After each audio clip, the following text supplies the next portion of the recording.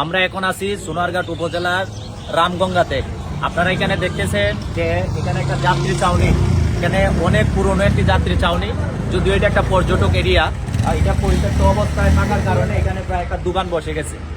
আপনারা জানেন যে মাননীয় সংসদ ব্যারিস্টার সুমন ভাইয়ের এটা নির্বাচনী এরিয়া, উনি উদ্যোগ নিয়েছেন যে এই যাত্রী ছাউনিটি উনি একটা পর্যটক এরিয়া হিসেবে রূপান্তরিত করার জন্য, এবং আজকেই উনি ইঞ্জিনিয়ার পাঠাইছেন এবং ইঞ্জিনিয়ারের মাধ্যমে আমরা এটা দেখেছি যে মানে এটা কিভাবে কাজ করলে এটা একটা সুন্দর যাত্রী ছাউনি বানানো যায়।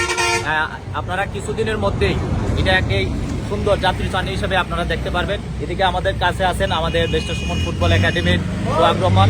আমরা সোহাগ রহমানের কাছ থেকে জানবো মানে এটা কিভাবে ডিজাইন করবেন এবং কিভাবে কাজের উদ্যোগটা নিয়েছেন।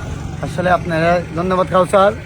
আপনারা জানেন সোনারঘাট এটা হচ্ছে পর্যটন এরিয়া, এবং আমাদের দুঃখজনক হলো সত্য, আমাদের পর্যটন মন্ত্রী থাকার পরেও অনেক কিছু থেকে আমরা বঞ্চিত হয়েছি।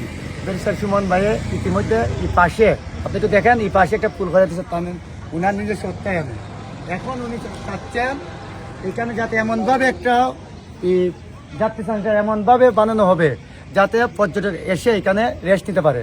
এবং আশা করি ব্যারিস্টার সুমন ভাই যে উদ্যোগ এবং যে প্ল্যানের কথা, আর এদিকে দেখেন ইঞ্জিনিয়ার সাহেবেরাও দীর্ঘ অনেকক্ষণ প্ল্যানিং করে যাচ্ছে, তারা যে প্ল্যানিং করে যাচ্ছে আশা করি আগামী 1 মাসের ভিতরে অথবা 1.5 মাসের ভিতরে যত সময় লাগে এটা হবে সোনারঘাটে একটি সৌন্দর্য, এবং পর্যটকরা এসে এখানে রেস্ট নিয়ে যাবে।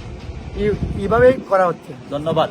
এখানে আপনারা জানেন যে এখানে সাতচুরি জাতীয় উদ্যান রয়েছে, এখানে হাজার হাজার পর্যটকরা আসে, এখানে খুব সুন্দর একটা জায়গা। এবং আপনারা দেখেন যে এখানে পরিত্যক্ত অবস্থায় থাকার কারণে এখানে দোকান বসছে।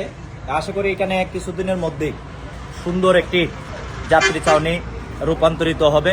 আমরা ধন্যবাদ জানাই মাননীয় সংসদ ব্যারিস্টার সুমন ভাইকে যে উনি যে একটা উদ্যোগ নিয়েছেন, উনার উদ্যোগে উনি যেহেতু এটা পর্যটক এরিয়া, উনি এই পর্যটক এরিয়াটাকে আরো সুন্দর করে সাজানোর জন্য উনি স্বপ্ন দেখতেছেন। উনার স্বপ্ন অবশ্যই বাস্তবায়ন হবে।